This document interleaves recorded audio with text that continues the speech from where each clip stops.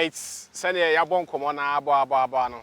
Ene ye ba be hwe eye brother projects. Enama ye kraba Ghana no. Edoso yie pa.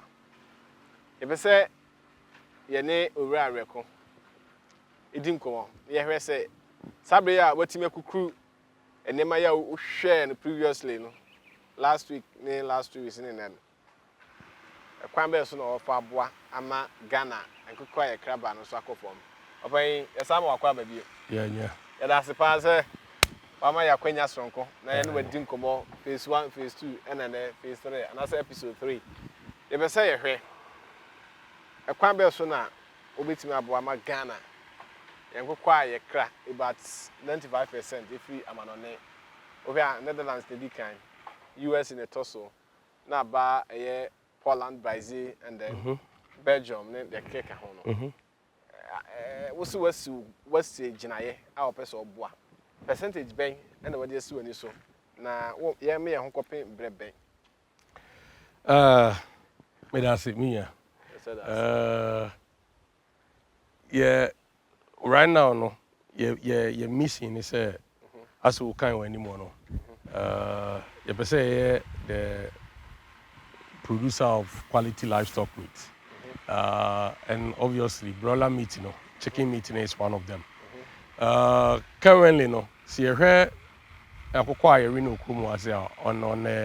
average, we consume about 460,000 metric tons of chicken meat. So we're only about 90 to 95%.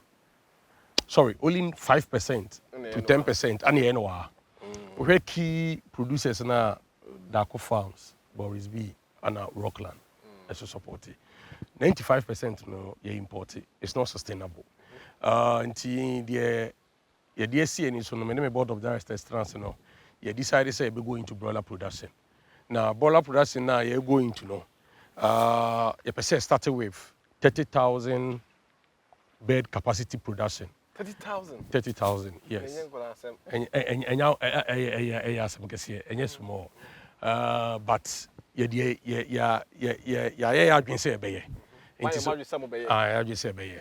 And so, already, I shall see, 1, 2, 3. 1, 2, 3, no. Be take 10,000. 10,000. 10,000. And you push say, Bema system, no, or the operation, a bit automated with automatic feeding lines. To say and yes, 2 months because broilers in the other more form. But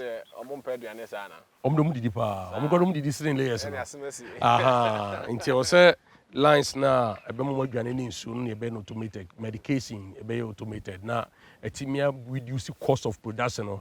Your target and say a bit trying to reduce your cost of production because it may reduce your cost of production. You bit many imported meat, a compete kakra. And now say idea no to the fast say chicken here more fresh now. A bit more convincing amount for matter more. It's already 30,000 here. They starting now. Previous episodes, I say you 53 acres land. Into room a bit more expanded further. Actually, I dedicated about 10 acres purely for broiler production. The can't be so quite no into 2 years ago, you establish processing machine. And also, establishment of Bekwai and Peso as well. Say, be Lucas no more and stakeholders no. Ombinya adwuma wo aye because and be here a lot of employees. Inti eno no ye no main road na uteni ansa no aba farm no na oni be establish no. Inti na say ohwa aye started 30,000 capacity per cycle no. O working out and ka bitima aye 210,000 bears a year. But you may be also shas you have a market, I think be experience, I think be mistakes I be correct and I be learning from. Until you be started first with 10,000 per cycle. Say any sana it beat me I roughly about 70 to 80,000 bears a year because we bear 7 cycle to 8 cycle. 70 to 80,000 bears per year. Then the following year you be double that for 160,000. Now in the third year no finally they are 210,000 bears in India.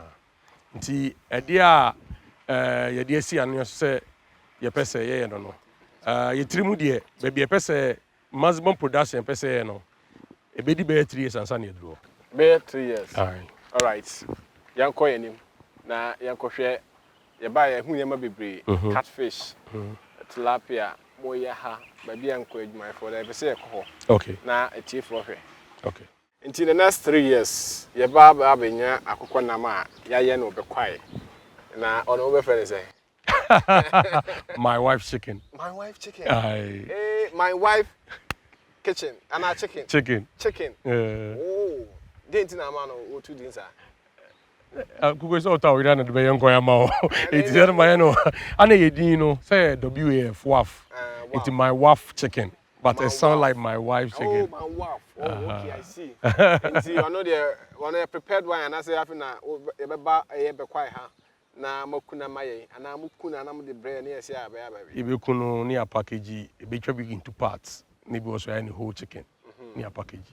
On a more package, they are Bekwai, and I'm ready. Oh, yeah, they have a distribution. So far, must start more engaging the other corporate institutions, and as a bodies are more, it can be women. So, maybe my wife chicken bar and home quiet as some say, they buy a Bekwai one talk, for me not one talk, a year new Diversifying talk, and no bossy, and clear body, I say, so, Bosso. So far, what is Bekwai Kwamang? Inti, as you say, so far, no say, construction, and market research, and who your target marketer, because intimate. Yɛkase yɛne imported one to enyi tomato form nti yɛbɛsɛ hu yɛ target market a yɛde bɛkɔ one ana yɛyɛ package no sɛ yɛyɛ package na wie ya how you see design a box so na yɛ rubber no yɛyɛ ni nyina wie nti the next stage ni sɛ yɛde bɛkɔ yɛbɛ sample the standard authority or normal access ahwɛ quality labeling no Nepal label but I think say in this case, some person have a processing facility, no. Our hygiene situation is normal or no. How many cases? Inti we make sure say I yes no money area and sana invite standard authority for aba. No my permission akonya. I bit me the aton ye chicken. So within the next 3 years in the anymore say. Yes. You push ya say bia next year kra no. You bit ma start your first production. Next year 2025 yeah. Oh, your target no. All right. Then yeah poultry from there nearby a year dollar project ye be kum ko ma ya wibi. And what's that the me hwe ha fish ponds best ngotwe and I meti insia fish pond insia. And also we to say inti so hwe asase na me wo so na me shinsu mienu fifiri nso danchen nchen sei inti esa na aye be po kakra slope wom sa slope areas no untimi nye bi stretches bi a but also utilize it. Yes. Inti initially no you try to be dua kubi bonse kubi wa around kakra but insun baby wo insun e too much kubi ni nye yi inti you trans in the so okay and you betim there your fish pond previous episode yes I say me catch say me nachu no degree in nachu actually now me specialized area fisheries oh okay nti sango fa yenjiri what you from that don't go sango fa yenjiri nti ya say low areas no ya the fish pond nti ya 6 now to start and see how it goes ya catfish mainly nti o catfish adwene no nti akese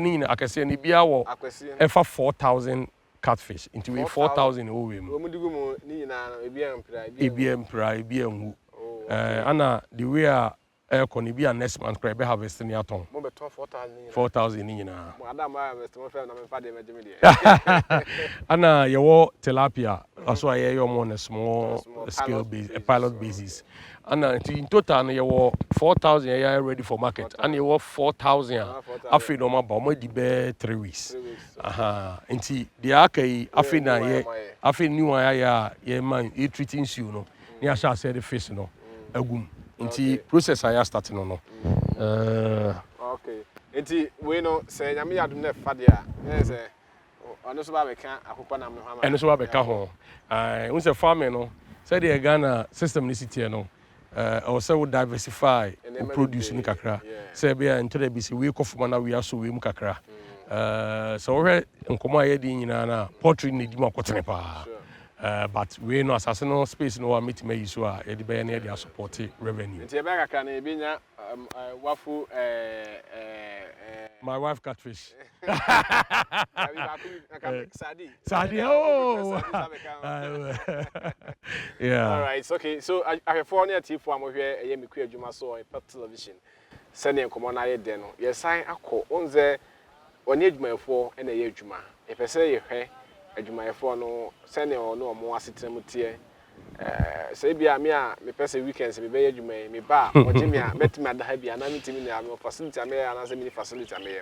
Nti one day wasi bia ya omo eye adwuma no omo da nti omo nkofie yenko ne nkohwe se ne hositie na wahwe bi wo ani so se yes san narrative no se ne kan se eye me ku adwuma ene agriculture journals yetu ho asi wo pese eboa Ghana eye agriculture industry no de be ya ebe ma na ko ye bia ma oman no ye be ya ma na ko ama oman no ti mi gidi se anama wa owura arekutue usu betu bi na ye ko yanim na ye sesa eye adwen na ewo hodada no oh we ye ko yanim ho a nti de achi na ye nkokохwe se ne eye ba bia adwumayefo no so ete efa ahwefo se ne ye ko eye fish pond am ka se ye ko ifie ba bia adwumayefo ene adwumawura ate no ene na itwagu ewo television so na ha akwakoye obi be se ahomeji bia ene edibia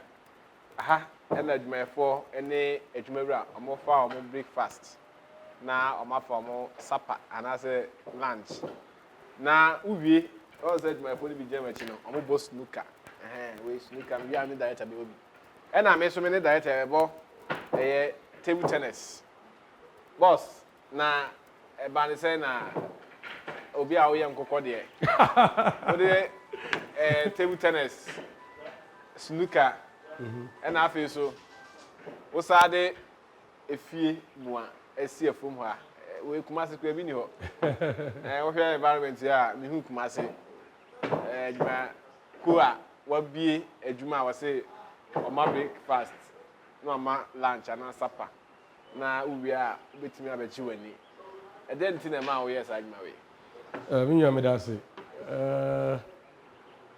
yen responsible thing farms there wo gidie bi se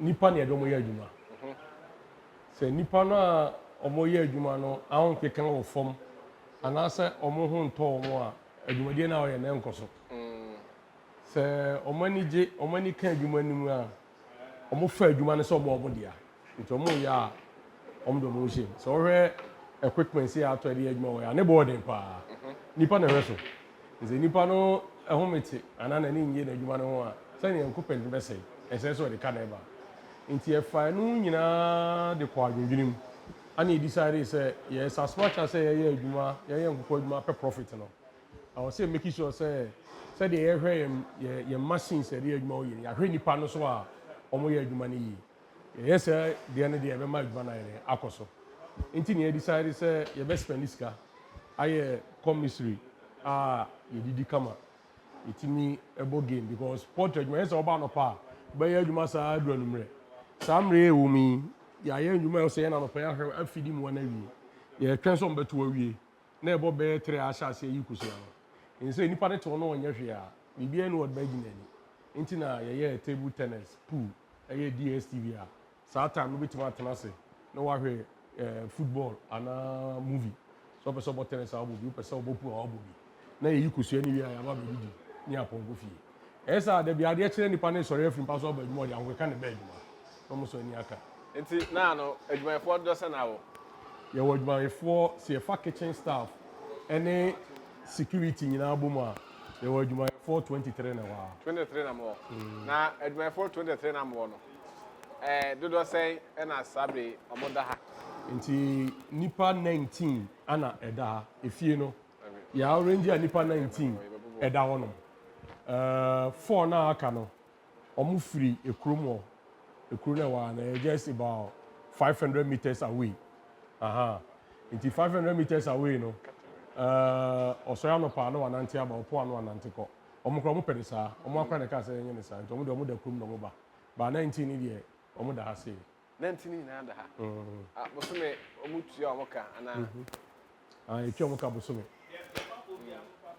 Utua omo ka bosome.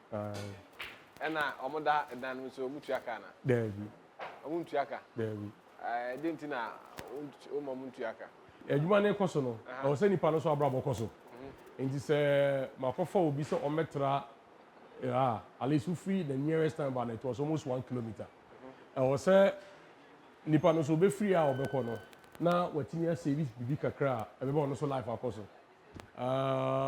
Nti hu ni se enye edan sika ebeji ana light bill ana water bill na ebeji no. Ana be ma ye adwuma na akoso ye nti ne wa ye nye real estate wa. The pa ne se onwe no mo ye adwuma no maso bedwe omo. Bunya baby ada na amafu ya ba omo pe internet social media wonya wifi connection na watimi ama on feel say ote enwura ma na akurase but enye difference what kumase ana ha na watimi asa service ka akra say be obetimi abone bra akwa nimu. All right, so betimi abone bra me na akwa nimu e na ye mo bi ne fe say we juma dia ejuma phone di no ha it's we you all special general of agriculture we ne ura we ko subonte the MD live tennis match we exercise into your kaka me shada nye good me dem say meti bush why are they cry and it's what you have about what's that you all special general of agriculture there there be a bush near wo into we no yes say the dey ni kakra what's that yen tank afo mu sa de we bi into e be say FMR man for mu say the fact that we for training chess one more bra it's for adwuma e no mo ye no and it tells you say if you don't have money untimi ye sa table tennis e mi hu bi Ghana ha wo di fi na buy it on US na buy US nti na ba bi bia standard no eh we why are there yeah but tennis we me ku adwuma so na hwe no on television ye ne reco farm so ha e na workers no eji o mani farm nti we exercise na bakoyi kosua na wie no ana se ama mo na aduane die no na wo de ejeje wani kaka enti do hu television so exercise me shada nya expert into we no na ama bo anfu all right why are you about okay enti that I share youth na omo tifie na omo company so omo nya adwuma and again now we make emphasis be say youth in agricultural program na omo ye no omo nya sa policy no na anaso omo modernize no e dey na pese youth in agricultural policy na penifo he no me enti say dem kai no say me say issue na challenge agriculture no say ye bone tofa ye nhwe ne nketenkete na ye pe general strategy a ye be make sure say ya solve problem no say me believe say Ghana situation we say no or say per investors some be invest in agriculture if say youth in agriculture and a person you create employment yes so running agriculture as a big business me ma for nipa 23 obi for 23 obi for 50 agriculture no or say about no tofa na ye bie mu yi me make sure say you find a holistic solution say oh yeah youth in agriculture so go Western Europe more I don't see any youth in agriculture because they are doing serious business so me I believe say or say a friend yeah attracting investors into agriculture investors kwa be so send ya we ya light kwan twi bia ma we wo nye ska na wa solar akobi anya ska obey you ebitima entice ni pakwa na ba ye ofi say enticement be na ohwe anim nti say ye can initially no most of the time no investor no ko invest scanner or expecting a return and or expect say how come be for so managing risk me boy yes nti ebobo no maybe so a ye betimi dey atoto akwan mu a e be reduce risk no and e be boy investor na manaba two I will say change the image of agriculture even the word youth in agriculture are you saying say yen kwanto aso nye subsistence farming keten na ye di wi de be bro so yakwa koton ana See, a project say agriculture say a business are profitable. And a business so yeah, any lifestyle you want to lead, you can still be an agriculturist and do it. But attract your mama. And I believe that the challenge about youth in agriculture is to find employment for the youth. Yes. Then youth, you better employ youth in agriculture. So Oko UK, for instance, agriculture employs almost over 290 something thousand people in UK. Yes. 290 something thousand people. So why can't we also use agriculture? I don't think that you have more than 50,000 people working in agriculture in Ghana. I mean, like employees. I'm not talking about say farm and getting farms. So we can use agriculture itself to create jobs in Ghana. Not say youth in agriculture. Youth be agriculture. That will solve our immediate challenge of enough food for the country. Two, you bet my export to be any forest currency depreciation because the more we export, we import, so it helps with your currency management. Be improve forest reserves. Be improve so many things. Until mom the madrimuno, I will say yes, sa agenda ni mu kakra.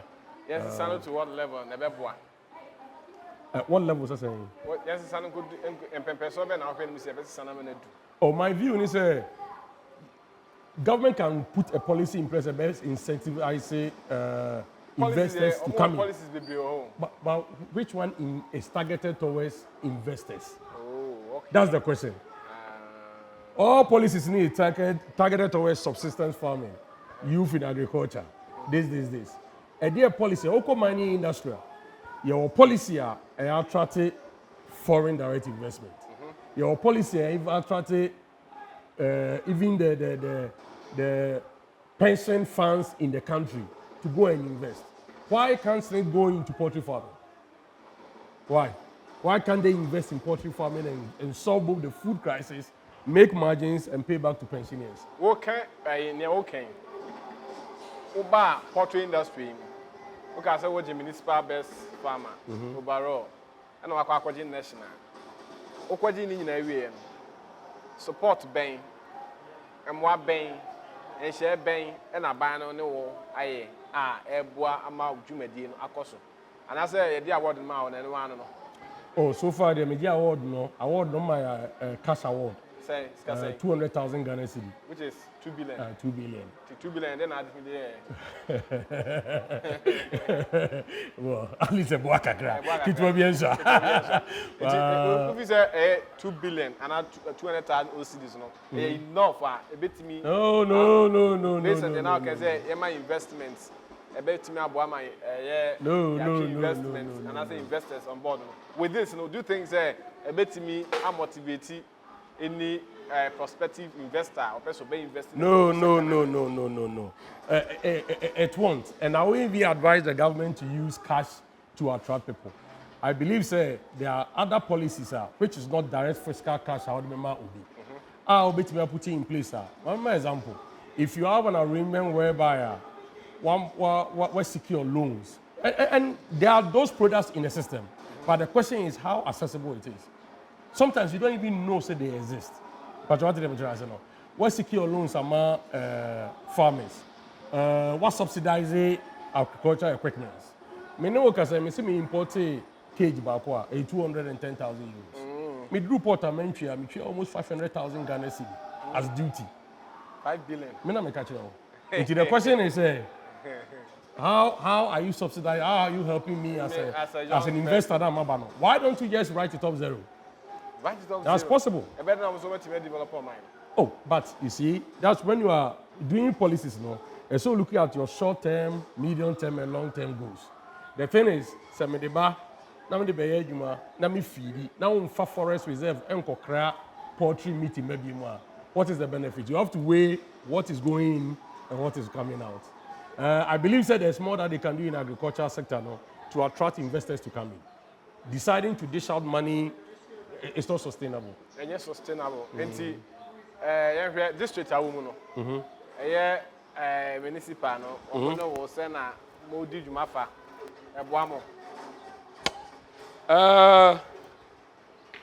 municipal ne deɛ What's your boy? ɔmo boa paa especially me mofa director adwuma mi hyɛ ase ɔhyɛ me nkuran biribi a meyɛ biara no ɔsupport me menya challenge wɔ ana me frɛ no sɛsi a ɔbɛba nipa pii ɔbɛsɛnde extension officers agric officers Okay. ama ɔmo aba Okay. sɛ award na menya o sɛ invitation bi na menya koraa na ɔno atumi tu ne car ne ne fuo na ɔkɔgya me ne akɔ yɛ aba nti ɔno deɛ wɔhyɛ me nkuran pa ɛnyɛ ɔno a ɛne nipa pipiri a mɛtumi abɔ mu de aka ho a anka adwuma yi ndu baabi a Can you baby a wadro? It's yeah wrap up for the third episode. On come on twetwe no twetwe from ha near call the baby a mwa ne nuane na ya ba ham. Why now wama boa in this journey. I'm want to do baby a wadro. Deɛ di kan no otwe de ampo nyankopɔn na da roma ɔna ma yɛ hoden ɛma yɛ nyansa yɛde ayɛ adwuma yɛdu baabi aduri deɛ ɛtɔ so mmienu ɛyɛ me maame a ɔnyɛ no baabi kɔ Oh, Kafra. 2020 me started from when siada kora no wu Oh, Kafra.